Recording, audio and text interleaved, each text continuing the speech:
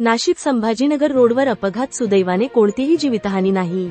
नाशिक छत्रपती संभाजीनगर रोडवर शिऊर बंगलापासून शिवगाव पाटीजवळ मालेगावहून छत्रपती संभाजीनगर येथे जात असताना गाडी क्रमांक MH05 CM 679 चा ॲक्सिडेंट झाला.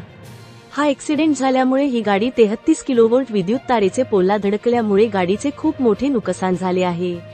ड्रायव्हरच्या म्हणण्यानुसार विद्युत तारेचे पोल नसते तर गाडीची कोणती नुकसान झाले नसते.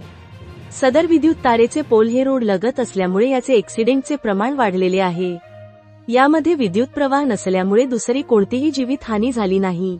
हे विद्युत पोल रोडच्या पंख्यालगत उभे केलेले आहे.